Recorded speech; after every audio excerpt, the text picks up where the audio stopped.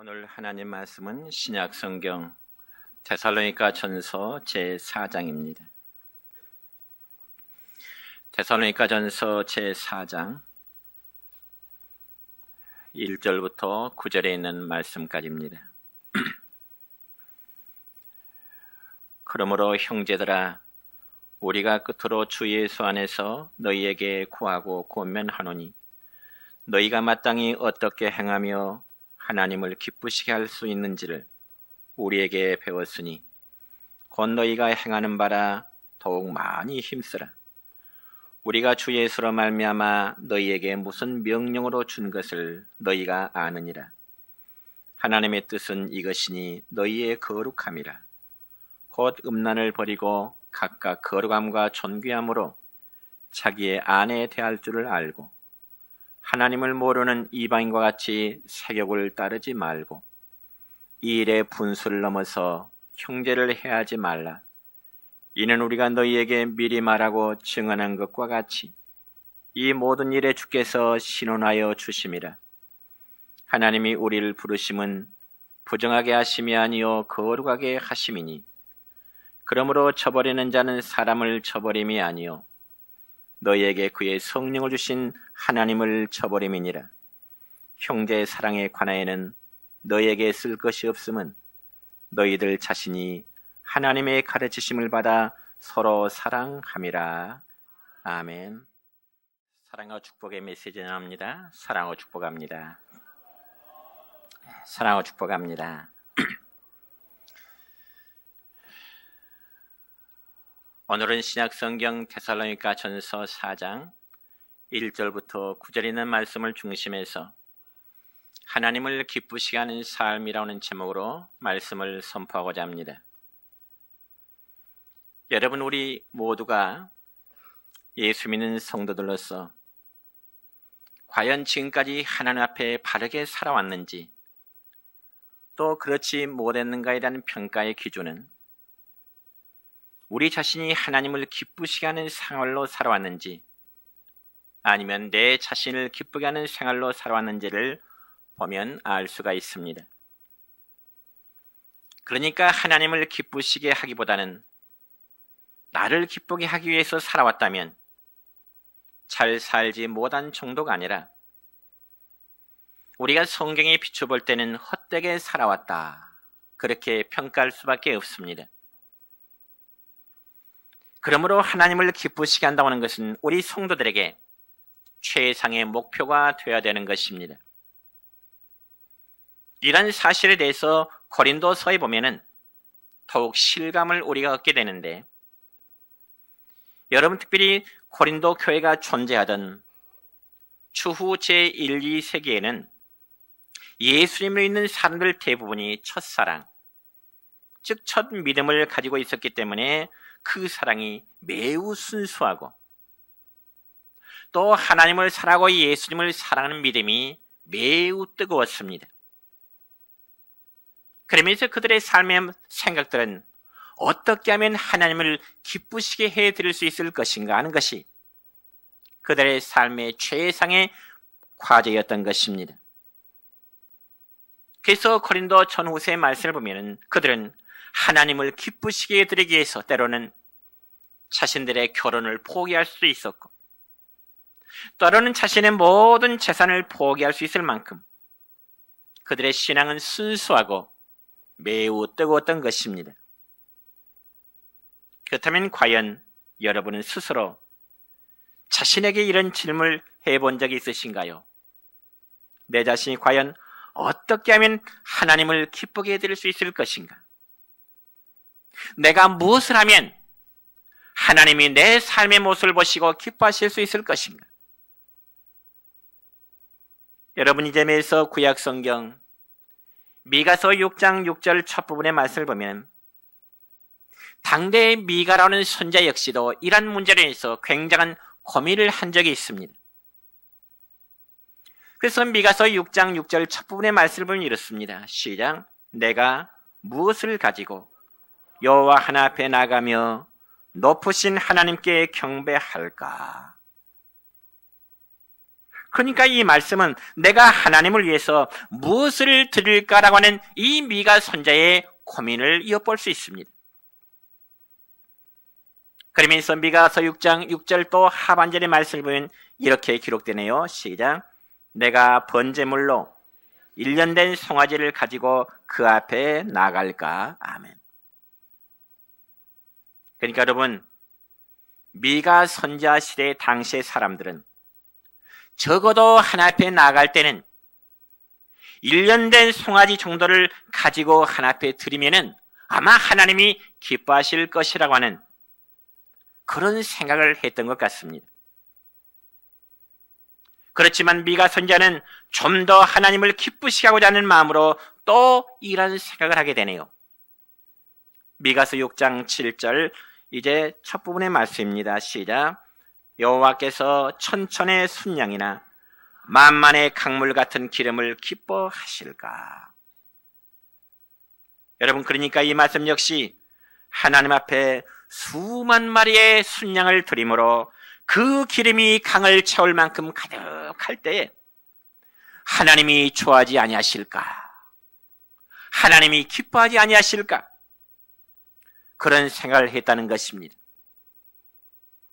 그래서 그런 질문을 자기 스스로 해보면서 내리는 결론은 하나님이 결코 이런 제물을 드린다고 해서 하나님은 기뻐하실 하나님이 아니시겠구나 하는 것을 깨닫게 된 것입니다. 그러니까 다시 말씀드려서 하나님은 질 좋고 값비싼 제물을 많이 드린다고 해서 하나님은 그런 제물을 받으시고 기뻐하시거나 즐거워하신 하나님이 아니라는 사실입니다. 또한 많은 제물을 드린다고 해서 하나님은 제물을 보고 기뻐하신 하나님 역시 아니시라는 것입니다. 그렇다면 과연 하나님은 당신께 예배하는 성도들에게 무엇을 보시고 기뻐하시고 그의 백성들을 통해서 요구하시는 하나님의 원하시는 바가 무엇일까요? 바로 그 점에 대해서 오늘 본문의 말씀을 보면은 데살로니가라는 교회를 하나의 예를 들어서 우리에게 말씀하는데요. 여러분이 데살로니가 교회는 참으로 놀라운 교회였습니다. 왜냐하면 그 교회는 주님과 동역하는 교회였고 이 데살로니가 교회는 모든 교회에 믿음의 본을 세우는 그러한 교회였기 때문에 그렇습니다. 그럼에도 불구하고 오늘 바울 사도가 데살로니가 교회 성도들에게 권면하는 말씀 가운데 오늘 본문 1절의 말씀을 보면 이렇게 기록됩니다. 시작. 형제들아, 우리가 끝으로 주 예수 안에서 너희에게 구하고 권면하노니 너희가 마땅히 어떻게 행하며 하나님을 기쁘시게 할 수 있는지를 우리에게 배웠으니 곧 너희가 행하는 바라 더욱 많이 힘쓰라. 아멘. 사랑하는 성도 여러분이여, 여러분이 하나님을 기쁘시게 하는 삶이 되기를 여러분 마음에 원하십니까? 하나님은 자신을 기쁘게 하는 자를 결코 혼자 있게 내버려 두지 않는다고 말씀하신 적이 있습니다. 그래서 요한복음 8장 29절의 말씀 보니까 이렇게 기록되네요. 시작. 나를 보내시니가 나와 함께 하시도다. 나는 항상 그의 행하시는 일을 행함으로 나를 혼자 두니 아니하셨느니라. 아멘. 여러분, 이 말씀 보니까요, 우리가 하나님을 기쁘시게 하는 삶으로 살아가면 하나님은 우리를 각자 혼자 살도록 내버려 두시지 않는다는 그런 축복을 우리에게 약속하십니다. 그렇다면 우리 모두의 간절한 고백은 이러한 찬송으로 고백할 수 있겠지요. 복음 찬양 가운데 이런 찬양이 있습니다. 내가 원하는 한 가지 주님의 기쁨이 되는 것, 내가 원하는 한 가지 주님의 기쁨이 되는 것. 여러분 정말 주님의 기쁨이 되기를 원하십니까? 그리고 하나님이 항상 함께하는 축복 누리기를 원하십니까? 그러면 우리가 어떻게 하나님을 기쁘게 할 수 있을까요? 이 점에서 하나님은 우리가 하나님을 기쁘시게 할 수 있는 구체적인 말씀을 우리에게 주시는데, 첫 번째는 하나님의 뜻대로 살 때 하나님이 기쁘심을 받는다 말씀하십니다. 여러분, 오늘 본문 3절의 말씀을 보면은 데살로니가 교회를 향한 하나님의 뜻이 무엇인지를, 그리고 오늘 이 시대를 살아가는 저와 여러분을 향한 하나님의 뜻이 무엇인지를 말씀하고 계십니다. 그러면 과연 당시 데살로니가 교회와 오늘 저와 여러분 우리 모두를 향하신 하나님의 그 뜻이 무엇일까요? 3절의 말씀입니다. 시작. 하나님의 뜻은 이것이니 너희의 거룩함이라 곧 음란을 버리고. 아멘. 여러분, 데살로니가라는 도시는 이 고린도라는 도시처럼 상업 중심의 도시입니다. 상업 중심의 도시다 보니까 이 데살로니가라는 지역과 고린도라는 지역은 공통적으로 굉장히 부유한 도시였습니다. 그런데 고린도와 데살로니가 도시뿐 아니라 1세기 헬라인들의 생활 가운데 아주 심각한 문제 중의 하나는 바로 성적 생활의 방종이었습니다. 그래서 데살로니가에도 그러한 일들이 많아서 이 바울 사도는 오늘 본문 5절에서 이렇게 말씀을 고면합니다. 시작. 하나님을 모르는 이방인과 같이 세욕을 따르지 말라. 하나님을 알지 못하고 예수님을 알지 못하는 자들처럼 세욕을 쫓지 마라. 세욕을 따르지 말아라. 육신적으로 음란의 행위를 하지 말라. 그런 뜻입니다. 그럼 우리가 한 시대의 가치관이나 문화를 따르지 않고 하나님의 뜻을 따르는 삶을 살 때 우리를 바라보시는 하나님은 기뻐하신다는 말씀입니다. 그래서 데살로니가 교회를 향한 하나님의 뜻은 바로 성도들로 하여금 거룩하게 살아가도록 하시는 것이 하나님의 뜻이었습니다.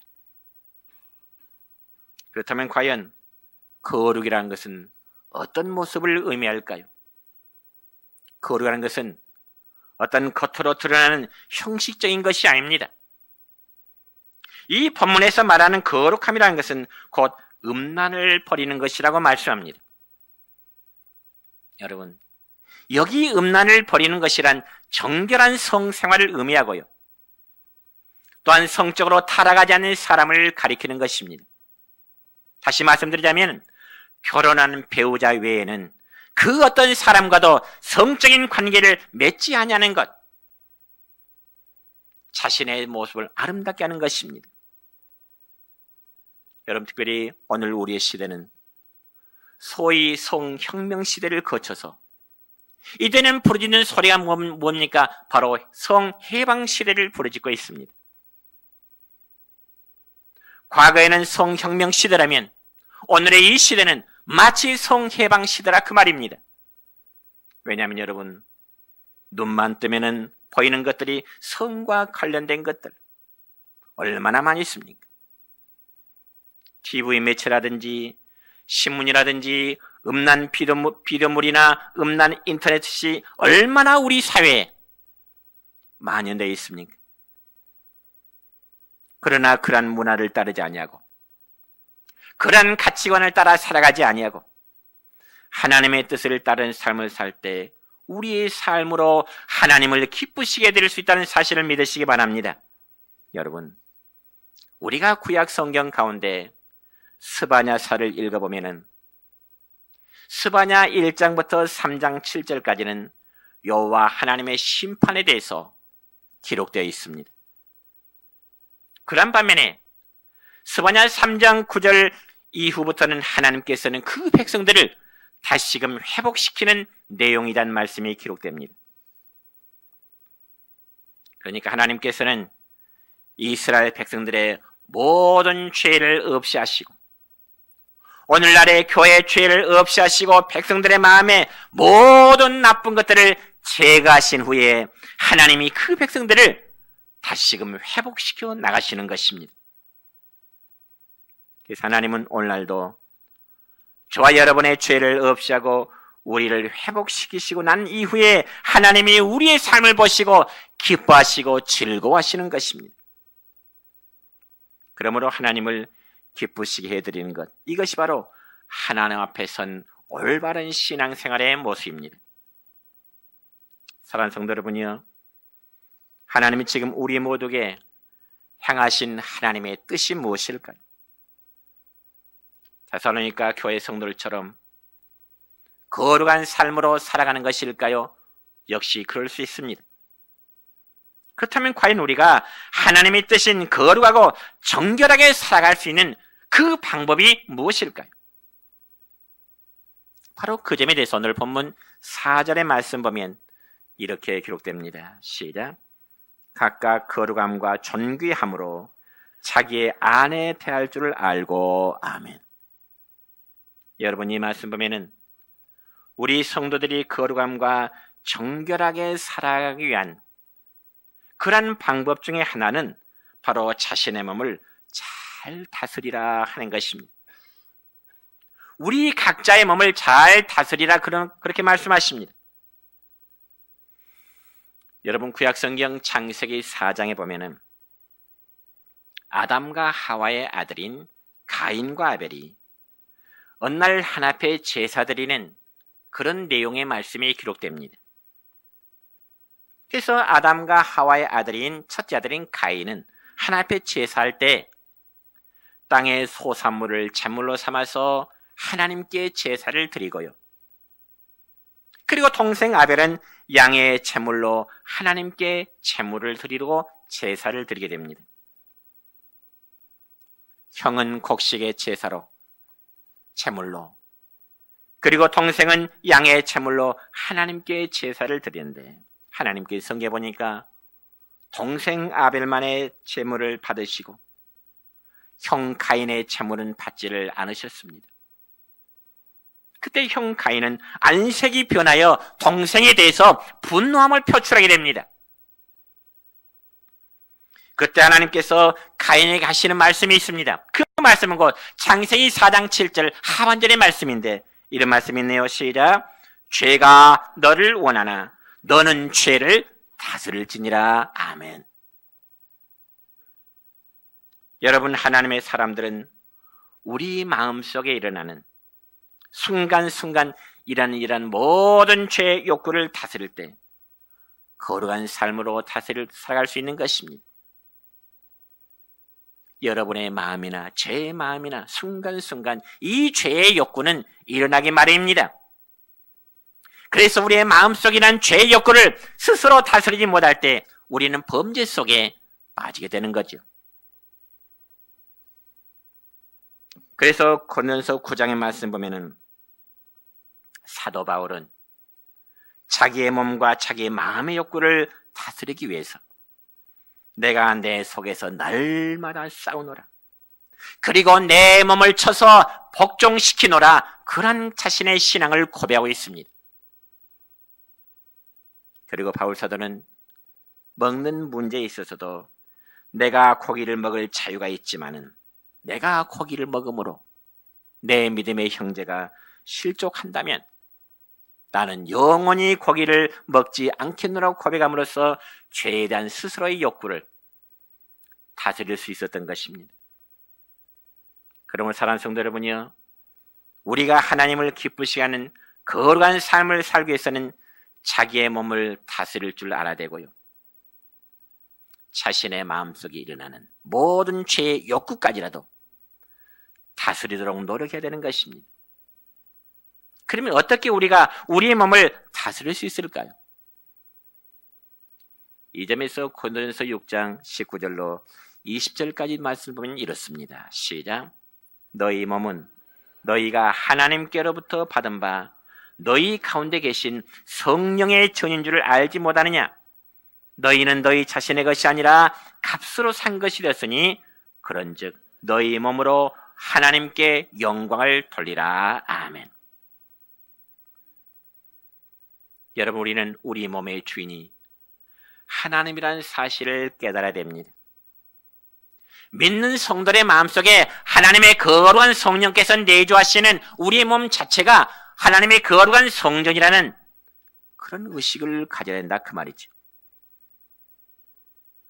그래서 하나님의 주권을 인정하고 하나님의 성령이 내 마음을 통치하도록 주님께 드리는 적극적인 헌신이 있을 때 우리의 몸을 다스려 갈 수 있는 것입니다. 우리의 몸을 죄 짓는 도구로 내어줄 때 우리는 거룩한 삶을 이루어갈 수가 없습니다. 여러분, 죄성을 지닌 우리 인간은 내가 스스로 죄를 안 짓겠다는 노력만으로 죄에서 자유를 얻거나 승리를 얻기란 참 어렵습니다. 그래서 우리는 더 적극적인 입장을 가져야 되는데 그건 바로 예수님의 피로 사신 거룩하고 존귀한 몸을 우리는 거룩한 목적을 위해서 사용하겠다고 하는 그런 결단이 우리에게 필요한 것입니다. 그러므로 하나님의 거룩한 영광을 위해서 우리의 자신을 드리고자 할 때 우리는 적극적으로 죄를 극복하는 거룩한 삶으로 살아갈 수가 있는 것입니다.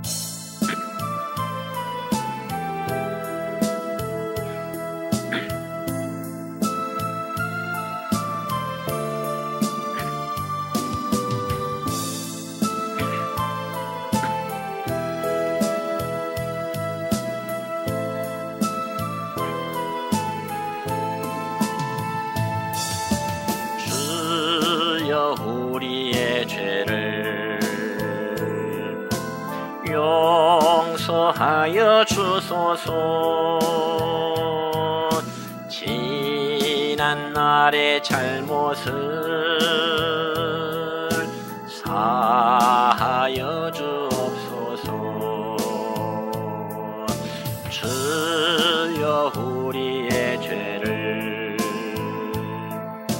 용서하여 주소서. 지난 날의 잘못을 사하여 주옵소서. 주여 주여 나의 죄를 위하여 주여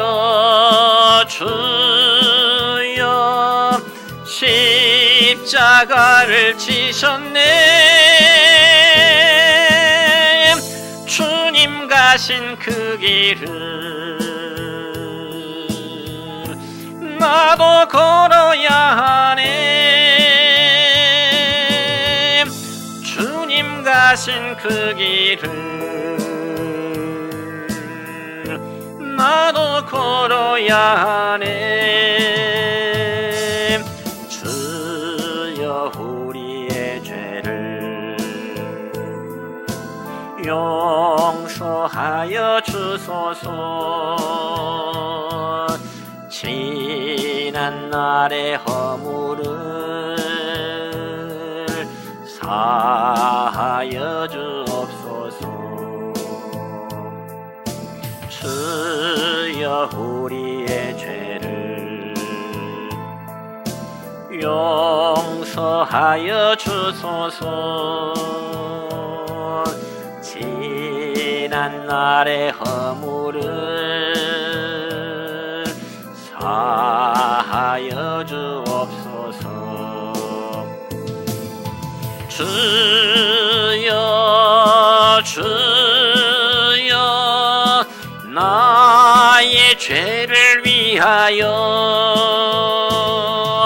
주여 주여 십자가를 지셨네. 나의 생명 다하여 주를 위해 살리라. 덩어리가 되어도 찬양하며 살리라.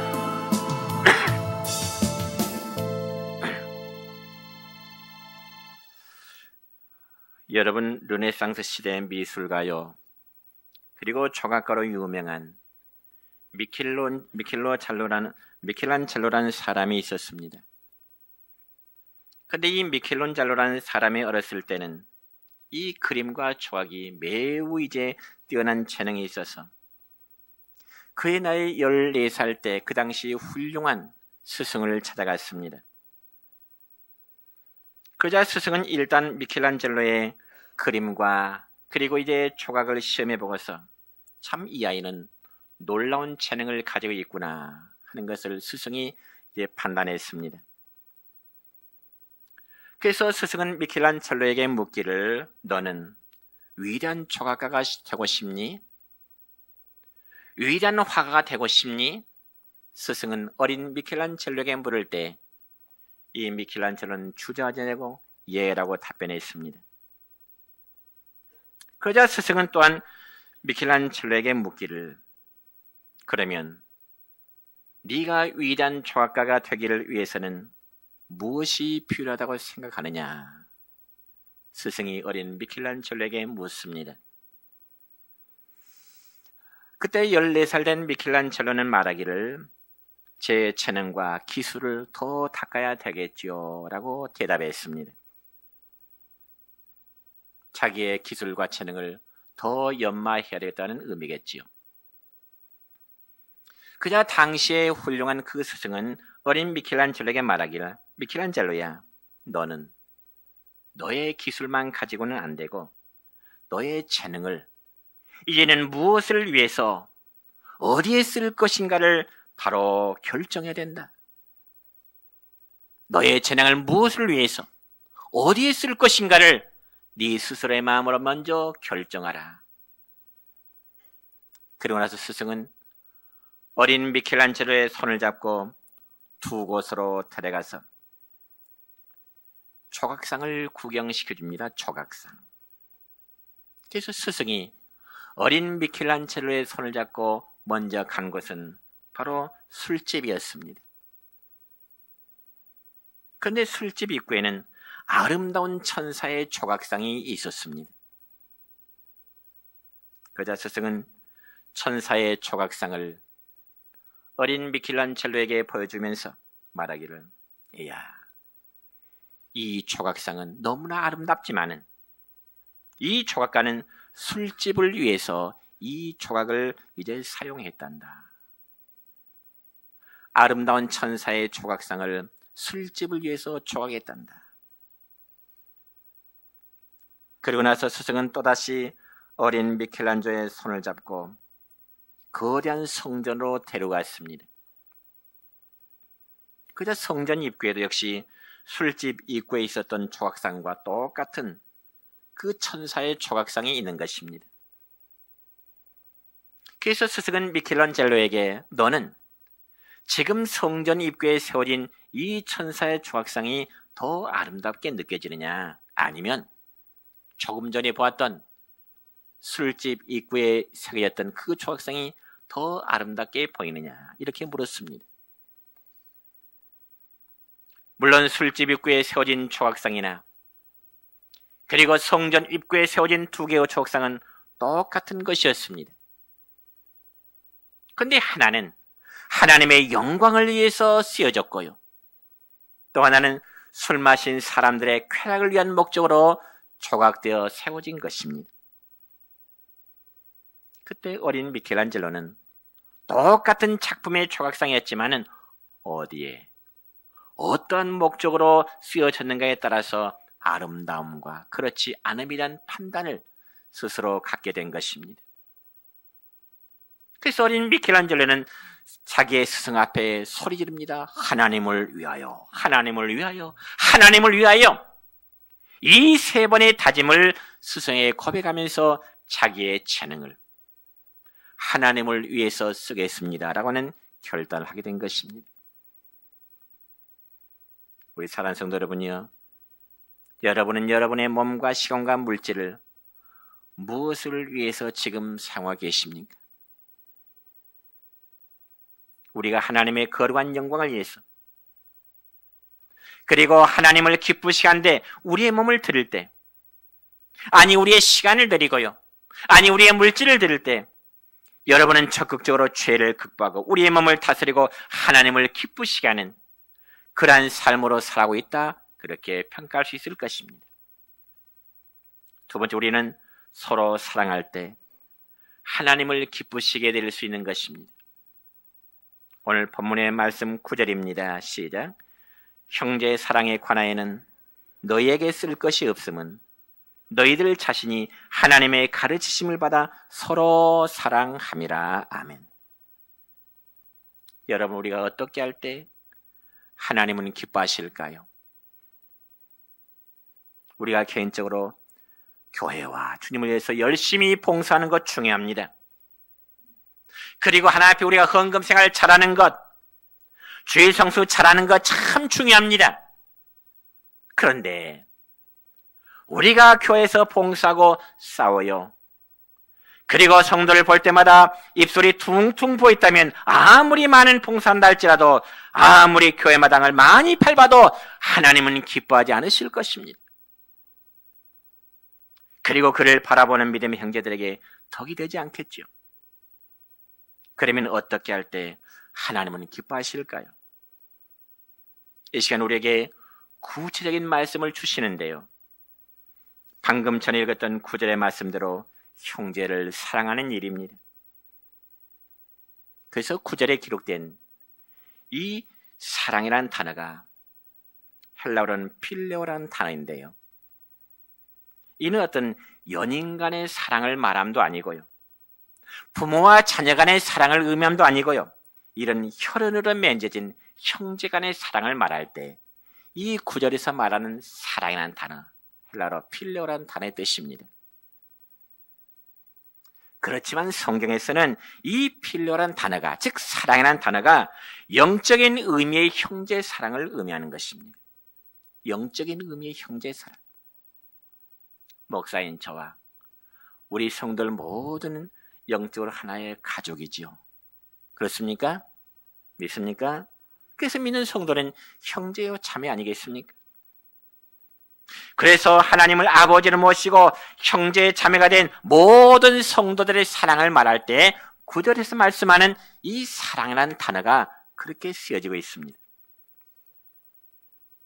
그러므로 저는 이 시간 여러분에게 말씀에 의지해서 여러분에게 권면합니다. 우리는 믿음의 형제들을 정말 사랑하십시다.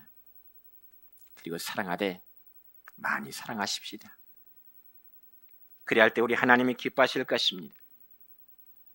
그러면 서로 사랑한다는 의미가 무엇일까요? 우리가 사랑하는 말 너무 자주 쓰고요, 너무 쉽게 쓰잖아요. 그러면 정말 사랑한다는 이 의미가 무엇일까요? 저는 설교 준비하면서 어떤 정의를 내려볼까? 사랑의 이 정의를 어떻게 내려볼까? 고민하고 기도하는 가운데 이런 정의를 한번 내려봤습니다. 또 합시다. 사랑은 자신을 열고 공개하는 것이다. 말씀 주면서 고민하면서 기도하는 가운데, 사랑은 내 자신을 먼저 여는 것이구나. 내 마음을 먼저 오픈하는 것이구나. 자신을 열고 공개하는 것입니다. 다시 말씀드리자면 내 자신부터 마음을 열라는 것입니다. 왜냐하면요, 내 마음을 닫고 살면 절대로 사랑은 이루어질 수 없기 때문에 그렇습니다. 아무리 사랑을 주려고 해도 내 마음 빗장을 닫고 있으면은 결코 사랑의 관계가 이루어지질 못해요. 그리고 사랑하려면 여러분, 상대방과의 눈맞춤이 있어야 되고요, 그리고 상대방의 소리를 들어줘야 되는 것입니다. 그래야 상대방의 감정을 알 수 있잖아요. 그리고 사랑은 필요에 응답하는 것입니다. 우리는 서로 사랑의 실천을 원합니다. 다른 사람이 나에 대해서 사랑의 실천해 주기를 원합니다. 그렇다면 과연 내 자신은 다른 사람에서 사랑의 실천을 하고 있을까요? 요구는 하지만은 나에게는 실천이 없다면 연결이 되지 않습니다. 어떻게 우리가 사랑을 실천할 수 있을까요? 상대방의 필요를 채워주는 것입니다.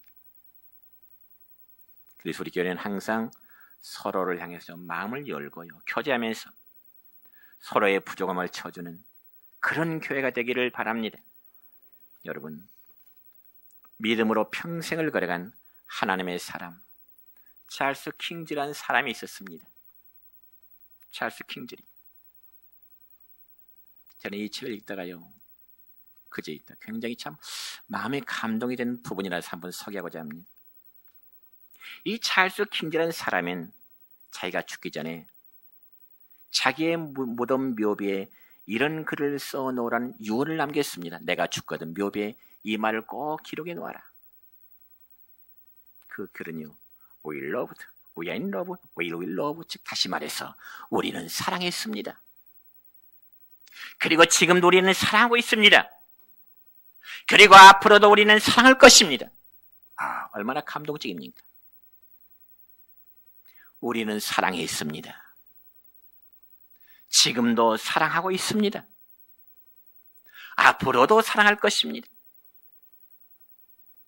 과거와 현재와 미래가 믿음의 사람 찰스 킹즈라는 사람은 사랑의 과거, 현재, 미래로 살아왔다 하는 것입니다. 말씀했습니다. 우리가 하나님을 기쁘게 시게 해드리는 삶은 정말 하나님의 뜻대로 살고자 함이고요, 형제를 사랑하는 일입니다. 오늘 말씀의 핵심은 바로 이것입니다. 어떻게 하나님을 기쁘게 해드린다고요? 하나님의 뜻대로 사는 것, 그리고 형제를 사랑하는 것. 오늘 설교의 핵심은 바로 이겁니다. 바로 우리 교회가 지금까지도 그래왔듯이 정말 성도들 간의 사랑이 항상 넘치는 우리 내정교회 되시기를 우리 주님의 이름으로 축원합니다.